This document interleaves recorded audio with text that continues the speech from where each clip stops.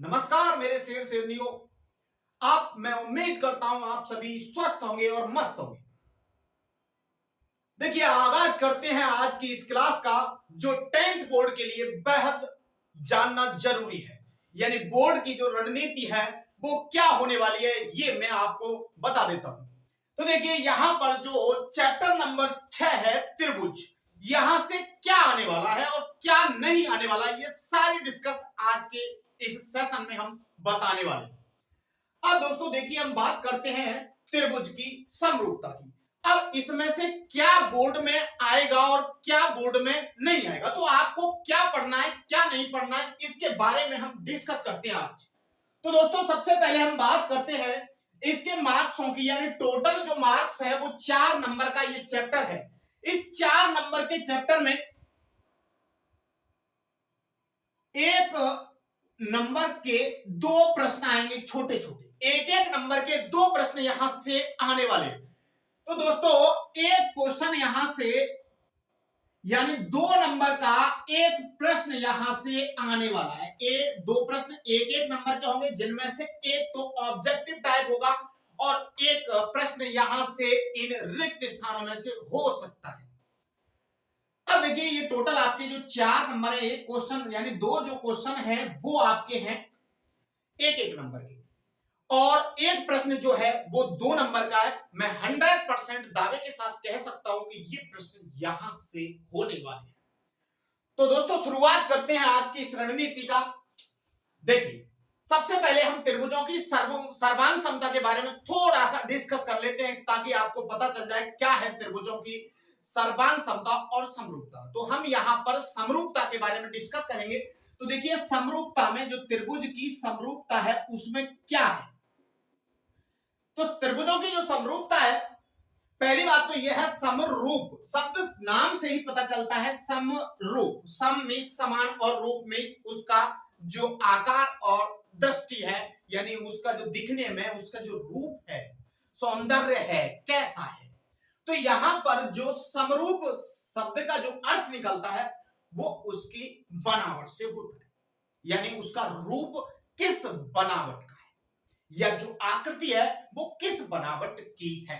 सर्वांग समता, एक शब्द और है सर्वांग समता, यानी सर्वांग सम। सर्व में सभी और अंग, यहां पर इसका संधि विच्छेद जब करेंगे तो यानी सभी, सर्व यानी सभी प्लस अंग और सम, ये 3 शब्द यहां से निकलते हैं। सर्वांग सम, सर्व में सभी, अंग में इसके भाव, और सम में समान। सभी अंग बराबर या समान हो, सर्वांग सम कहलाते। ऐसी आकृतियां जिसके सभी अंग, यानी उसके एंगल, कोण, उसकी भुजाएं सभी बराबर हैं, तो वो आपकी सर्वांग सम। अब देखिए, हम बात यहां पर सर्वांग समता की नहीं, समरूपता की करेंगे।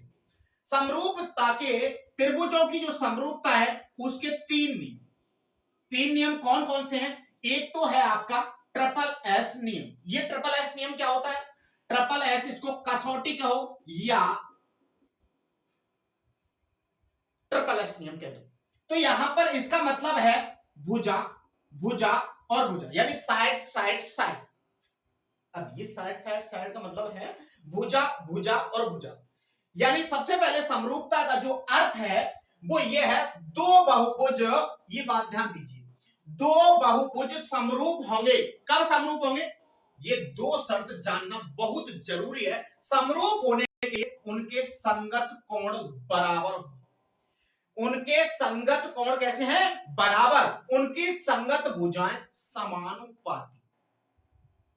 संगत कोण बराबर और संगत भुजाएं समानुपाती। लेकिन सर्वांग सम में ये या समानुपाती नहीं, संगत भुजाएं बराबर। इतना सा अंतर। सर्वांग सम और समरूपता में बस थोड़ा सा ही डिफरेंट है। यहां पर संगत कोण उसमें भी बराबर होती है, संगत भुजाएं उसमें बराबर होती है, इसमें संगत भुजाएं समानुपाती होती है। तो यहां पे 2 शब्द याद रखने, एक तो संगत कोण बराबर होते हैं और दूसरा यह है कि संगत भुजाएं समानुपाती होती है। तो यहां पर देखिए, समरूपता का जो पहला नियम है ट्रिपल एस नियम या एस एस एस या भुजा भुजा भुजा कसौटी या नियम। तो यहां पर यानी त्रिभुज की, एक त्रिभुज की भुजाएं दूसरे त्रिभुज की भुजाओं के समानुपाती हो, यानी सभी का अनुपात समान है, तो वो आपका एस एस एस या भुजा भुजा भुजा नियम से समरूप कहलाएगा। और अगला जो नियम है एस ए एस नियम या कसौटी, यानी भुजा ए मतलब एंगल, एंगल यानी कोण, यानी साइड एंगल साइड, यानी भुजा कोण भुजा, यानी भुजा कोण भुजा नियम या कसौटी। यदि किसी त्रिभुज की दो भुजाएं समानुपाती, यानी दो भुजाओं का जो अनुपात है वो समानुपाती है और एक कोण बराबर है, एक कोण बराबर है, दो भुजाओं का अनुपात समान है, तो त्रिभुज आपके समरूप है। किस नियम से? एस ए एस नियम से। तीसरा जो नियम है ट्रिपल ए नियम कह दो या इसको डबल ए नियम कह दो। ट्रिपल ए का मतलब है जिसके तीनों कोण बराबर हो उसको ट्रिपल ए नियम यानी एंगल एंगल एंगल कोण कोण कोण नियम से समरूप होंगे। यदि एक बात याद रखना, ये डबल ए नियम कैसे आया? डबल ए नियम ऐसे आया यदि किसी त्रिभुज के दो कोण बराबर, यानी ये आपका 60 है, ये आपका 30 है, ये 60 है और ये 30, जरूरी नहीं हो ये वाला 30 हो ये 60। अब देखिए हम बात करते हैं ये त्रिभुज इसके समरूप है। अब समरूप है तो यहां पर आपको जैसे मैंने यहां लिख दिया ए बी सी, या फिर ऐसा लिख दो ए ये बी और ये सी ये पी क्यू और आर। अब देखो यदि दो कोण बराबर हैं तो तीसरा कोण अपने आप स्वतः ही बराबर हो जाएगा। देखो इन दोनों कोणों का योग 90 होगा तो ये वाला कोण एंगल जो होगा वो 90 डिग्री। इधर से भी हम जब निकालेंगे तो ये वाला भी 90 होगा, क्योंकि यदि किसी त्रिभुज के दो कोण बराबर होते हैं तो तीसरा जो कोण है वो स्वतः ही बराबर हो जाएगा, यानी इसलिए डबल ए नियम कहो या ट्रिपल ए नियम कहो, बात एक ही। तो तीन यहां पर समरूपता के नियम है, ये तीन नियम है। अब देखिए समरूपता के क्या समरूप का चिन्ह होता है, ये A B C, A B C समरूप, ये समरूप का चिन्ह है त्रिभुज। भाई साहब ए एंगल पे 60 है तो आपको वही जो वर्ड है वही पहले लेना। यहां पर देखिए ए पर 60 है तो भाई साहब क्यू पर 60 है, ये तो पहले क्यू आएगा, ये बात यहां पर याद रखना। तो यहां ए पर 60 है तो भाई साहब क्यू पर 60 है, उसके बाद ए के बाद क्या है बी, बी पर कितना है 30 है भाई साहब, तो यहां पर 30 कितना है पी पर है भाई साहब, पी पर 30 आ रहा है तो पहले पी है। देखिए यहां जो आ रहा है वही यहां आना चाहिए, पहले क्यू आ रहा है क्योंकि ए पर 60 है, इधर भाई साहब क्यू पर 60 है तो क्यू पहले आया। ऐसे ही यहां पर बी पर 30 है तो पी पर 30 है, इसलिए पी आया, फिर शेष जो बचा है वो आ जाए, यानी एबीसी त्रिभुज क्यू पी आर के समरूप होगा। अब इसको यहां हम ऐसे नहीं कह सकते कि त्रिभुज ए बी सी समरूप होगा त्रिभुज पी क्यू आर के, ये बिल्कुल गलत हो जाए, ये बात यहां पर याद रखना। समरूप में सभी संगत अवयव बराबर होते हैं, यानी ए कोण यहां पर ए क्यू के बराबर होगा, बी पी के बराबर होगा, सी कोण आर के बराबर होगा। अगर भुजाओं के अनुपात की बात करें तो ए बी भुजा का जो अनुपात है वो क्यू पी भुजा के अनुपात के बराबर होगा, और बीसी भुजा का जो अनुपात है वो पी आर भुजा के अनुपात के बराबर होगा, और एसी भुजा का अनुपात आर क्यू भुजा के अनुपात के बराबर होगा। अब देखिए यहां पर क्या आने वाला है आपके पेपर, देखिए मैं दावे के साथ कहता हूं 100% क्वेश्चन आपके इन क्वेश्चनों में से आपके पेपर में होगा। देखिए अब किसी के दिमाग में होगा साहब आप कैसे कह सकते हैं इतने दावे के साथ कि 100% जो 10 साल हो गए मुझे पढ़ाते पढ़ाते। अब 10 साल में तो ये भी पता चल जाता भाई साहब कहां से क्या आता है, कब किस तरीके का प्रश्न पूछा जाता। 4 नंबर का मैटर था पहले, इससे पहले तो ये ज्यादा मैटर का आता था, यहां से एक क्वेश्चन 6 नंबर का आता था। ठीक, तो अब यहां से 4 नंबर का ही मैटर आएगा। 4 नंबर में आपके दो एक एक नंबर के आएंगे। भाई साहब हम फिर इतने लंबे एक एक हाथ के क्वेश्चन को क्यों पढ़ेंगे, नहीं पढ़ना, बस समझने के लिए पढ़ सकते। बाकी आपको पेपर में जो आएंगे 100% यही प्रश्न आएंगे। अब देखिए सभी व्रत, जो सभी व्रत हैं वो समरूप होते हैं। अब देखिए समरूप का मतलब है एक जैसा। अब देखो ये व्रत, ये व्रत इस व्रत के समरूप, यानी सभी व्रत एक दूसरे के समरूप होते हैं, ये बात सत्य है। और जिसकी सभी भुजाएं बराबर होती हैं वह आकृति भी समरूप, सभी आकृतियां समरूप होती हैं, ये बात भी आप याद रखना। यानी एक तो आपका सर्किल जो व्रत है, सभी व्रत आपके सर्वांग नहीं समरूप होते हैं भाई साहब। और सभी वर्ग मैंने बताया जिसकी सभी भुजाएं बराबर हो वह आकृति समरूप होगी। तो भाई साहब सभी वर्ग कैसे होंगे, समरूप होंगे। तो इसके बाद सभी कौन से त्रिभुज, सभी त्रिभुज समरूप होते हैं। मैंने एक बात बताई है आपके लिए, वह आकृति जिसकी सभी भुजाएं समान हो समरूप आकृति कहलाएगी। तो दोस्तों यहां पर सभी भुजाएं समान किसकी होती हैं, समबाहुभुज की। तो समबाहुभुज यहां पर यानी समबाहु जो त्रिभुज है वो आपका समरूप होगा, यानी सभी समबाहु त्रिभुज समरूप होंगे। ये आपकी समरूपता की परिभाषा हो गई। दो ही बात याद रखनी है, एक तो कोण बराबर होती हैं और भुजाएं समानुपाती होती हैं, यानी कोण बराबर हो सकता है, रिक्त स्थान में भी पूछ ले इनको, यानी संगत कोण तो बराबर और संगत भुजाएं समानुपाती।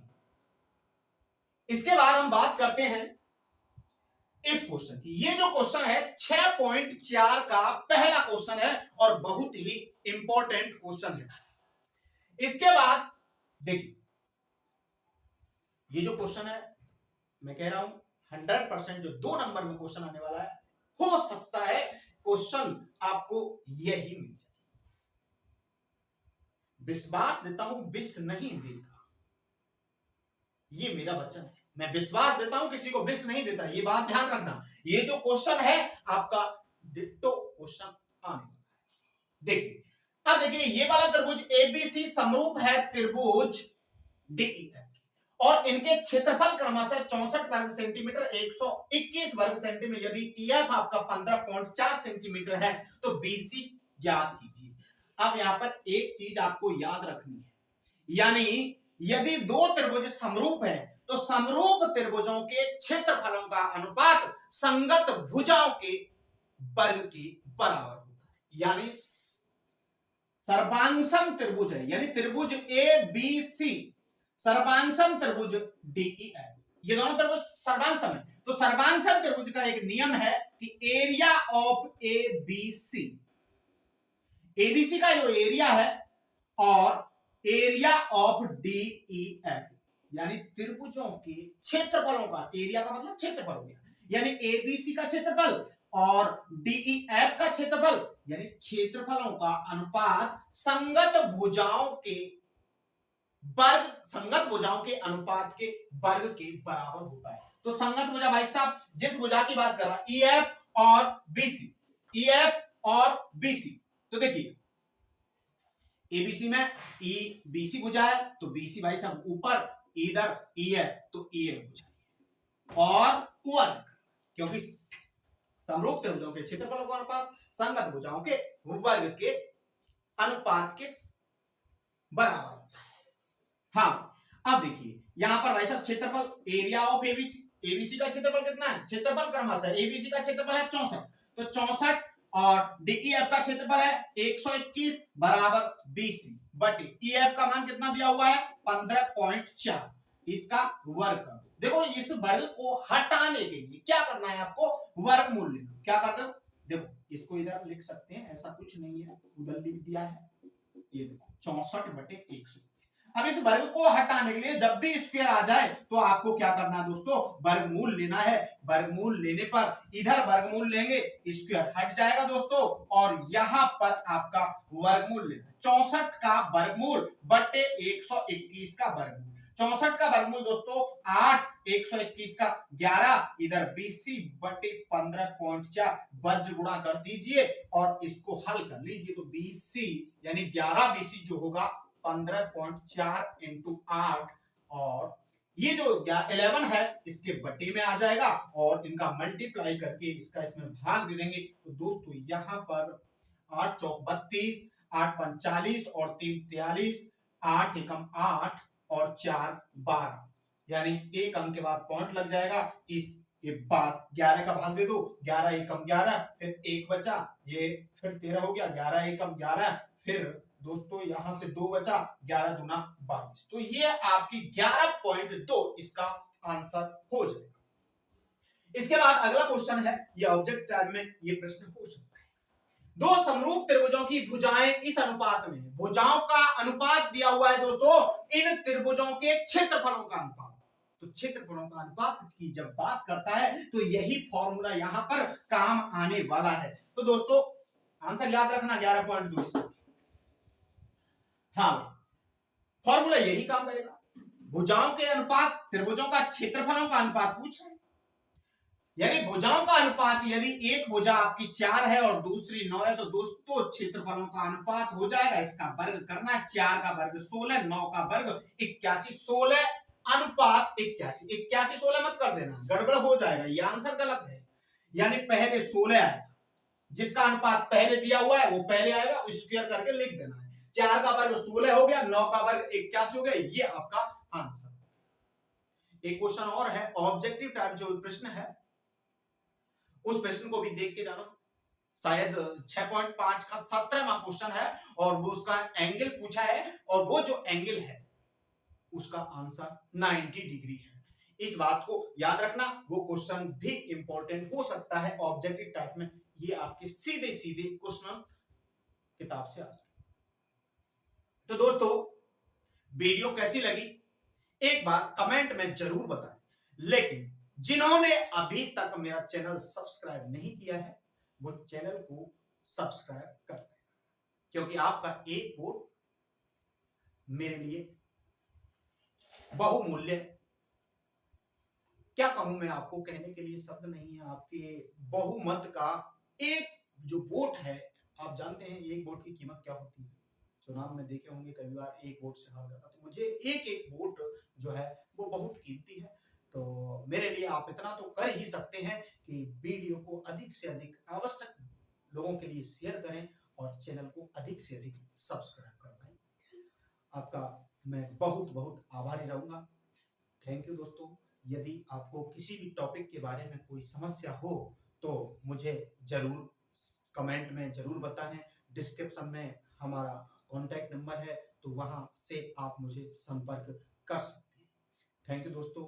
वीडियो के बारे में एक बार जरूर मुझे